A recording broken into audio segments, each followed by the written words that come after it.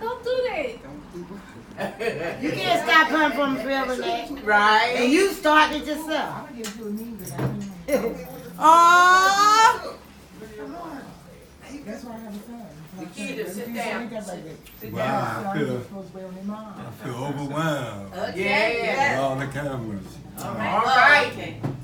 Let's get it on the road. Let's do it. We waiting for Anisha? No. Y'all mean?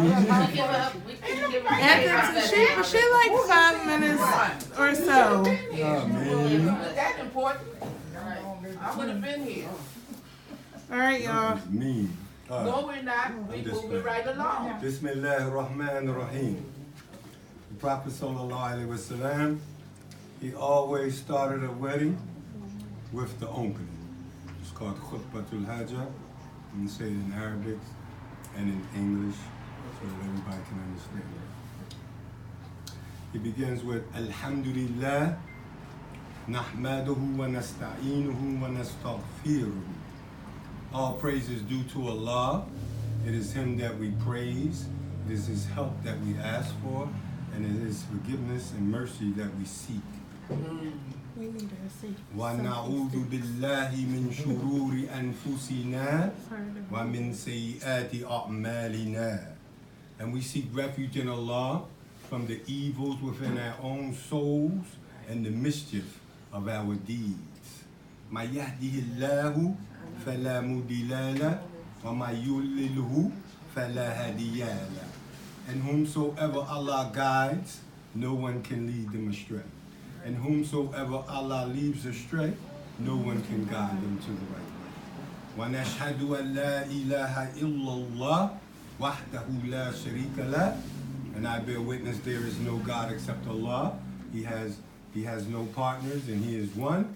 وَأَشْهَدُ أَنَّ مُحَمَّدٍ عَبْدُهُ وَرَسُولُهُ. And I bear witness that Muhammad is His servant and His messenger. Ameen. Ahmed Ba. That's the opening. Once the Prophet ﷺ said that to a man who was not a Muslim, and he said, say that to me again. And he said it again. He said, say it one more time. And he said it one more time. And he said, I want to become a Muslim. Just from those words. So we always say them whenever we start. Now, in a marriage, the Prophet used to always say these 3 verses. So I'm going to say the 3 verses from the Quran, and then I'm going to say them in English, and then I'm going to explain them. Why? Some commentary on why he said them. The first one, which is very important, and it's addressed to everyone. It's not just addressed to the believers. It's not just addressed to the Muslims. It's actually addressed to all mankind. Ya ayyuhan nasu taqaw. Ya ayyuhan nasu attaqullah rabbakum alladhi khalaqakum min nafsin wahidatin wa khalaqa minha zawjaha wa batha minhuma rijalan kathiran wa nisaa. واتقوا الله الذي تساءلون به والأرحام إن الله كان عليكم رقيبا. I chose that one first. There's no real order in which the way he said it. But this one I thought would be most appropriate to explain first. Allah talks to all people. He's talking to everybody on the earth when he says, O mankind, respect and fear your guardian Lord, the one who created you, the one who nourishes you, the one who provides for you, the one who sends down rain from the sky. Fear Him, respect Him. He created you from one soul. Now listen to this coming from the Quran. He created you from one soul, Adam, and created from Adam his wife, Eve. Or Bibi Hawa, whatever you want to, in Arabic is Bibi Hawa, in English is Eve. And disperse from both of them many men and women. Now look at this, we all came from one man and one woman, all of us. This is a sign from Allah. So fear Allah, for whom you ask each other for things, and fear Allah and keep the womb of the mother sacred.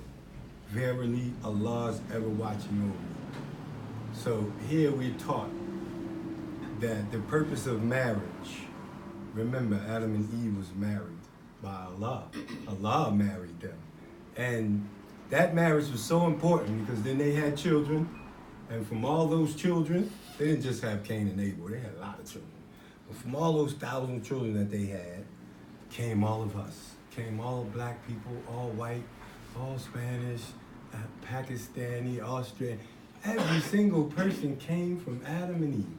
So every single person could come from this marriage. He wants us to correlate it. You see how important a marriage is. Suppose they'd have got divorced.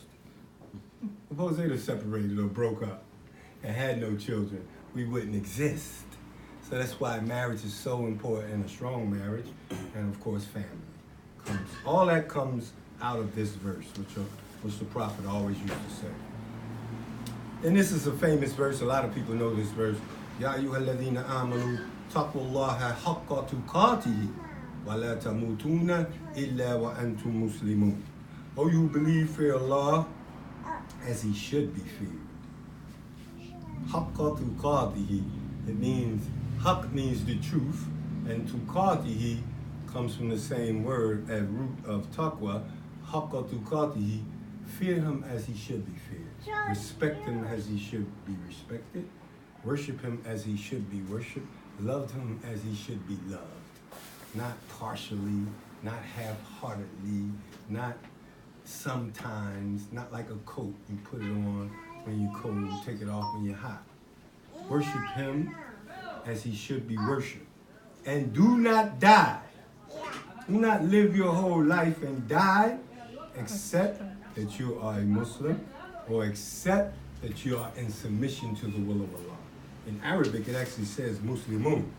So a lot of people get a lot of controversy from that, saying, well, Allah forgive someone if they're not a Muslim. I'm not here to talk about that. We could do hours of that conversation. He just says die as a Muslim. Or do not die except as a Muslim. And then the third verse he always said is Ya ayyuhalladhina amanu taqwallah. Now every one of these verses have taqwallah. Why? Why? What's the taqwa? The Prophet ﷺ, he once said in the hadith, marriage is half of your faith. Half. I was just married not too long ago. I understand the meaning of that much more when you're not married. And then the other half of your faith, fear Allah. So marriage protects you in so many areas. It strengthens you in so many areas. So now all you have to do after that is fear Allah. Respect Allah. Do what Allah tells you to do. And don't do what Allah tells you not to do. That's the meaning of taqwa. They used to ask some of his followers, what's the meaning of taqwa? He said, well, have you ever walked through a rose garden with thorns? He said, what you do? He said, I pull my garment up real tight and I walk through it very carefully. He said, that's the way you walk through life.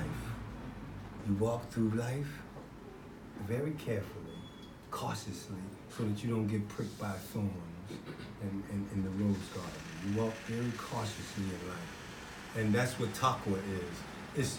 It actually, the scholars say that it actually means to do what Allah tells you to do. Sorry, Mom, I'm here.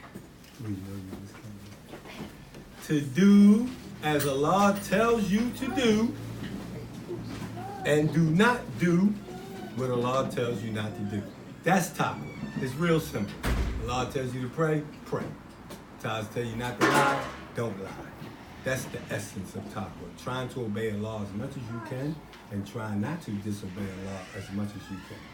Do not disobey Allah as much as you can. So he says, this last verse says, Ya ayyuhalladhina amanu taqullaha wa qulu qawlan sadida.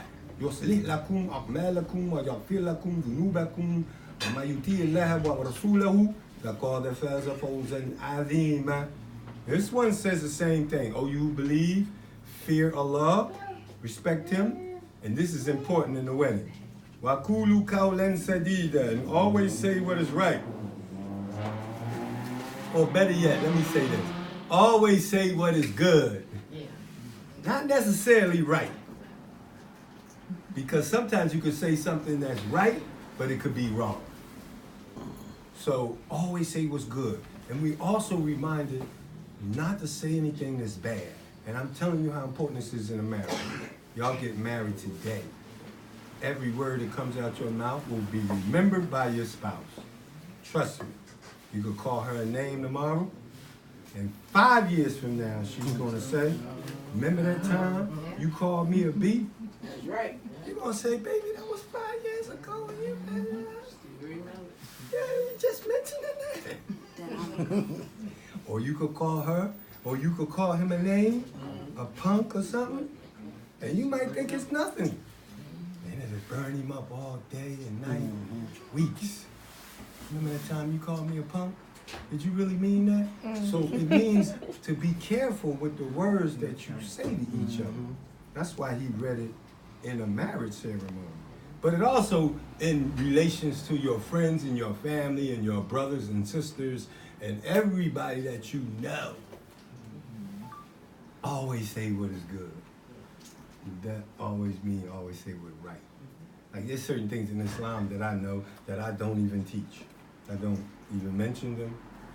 I know them, but it's not always appropriate to say them because then you might have people say, why do you say that? So he says after that, if you do this, if you always say what's right, he will amend for you your deeds, and he will forgive you your mistakes and your sins.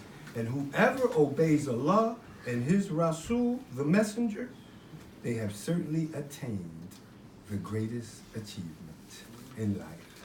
Because if you obey Allah and you obey his prophet, you will go to paradise.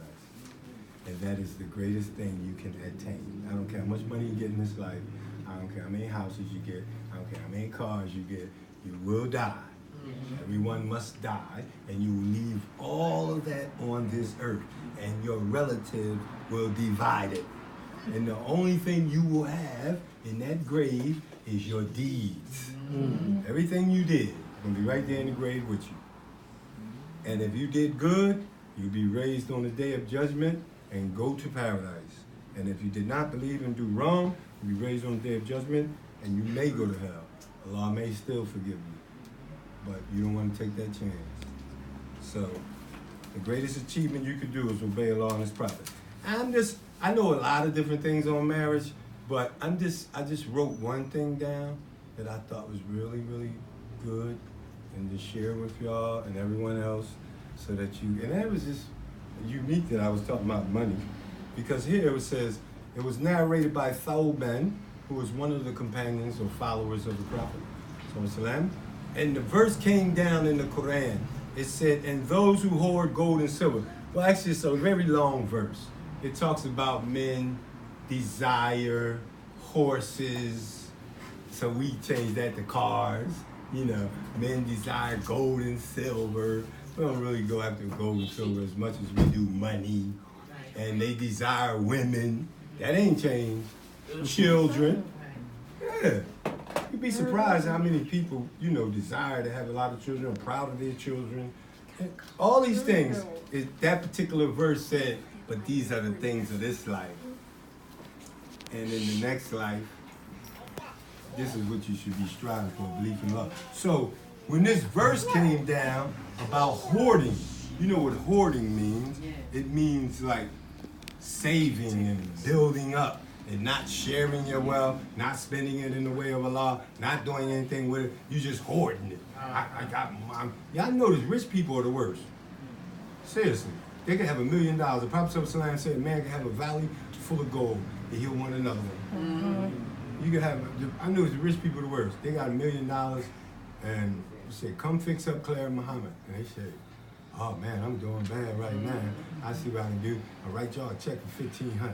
How you got $1 million? Man, I'm missing something. How you 70 years old with $1 million and you know you're gonna die? Why don't you fix the whole school up?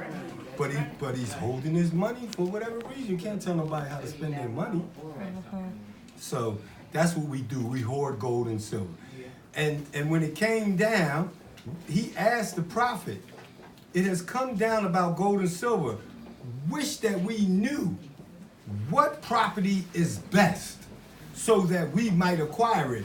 Because, you know, it talked about horses, money, houses, women, children. So they wanted to know, well, if Allah is somewhat, he's not criticizing us for this, but he's warning us.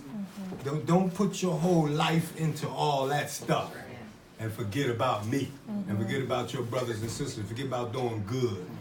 Don't put everything in there. So he said, since Allah criticized about gold and silver, he said, well, then tell us what property we should be trying to get.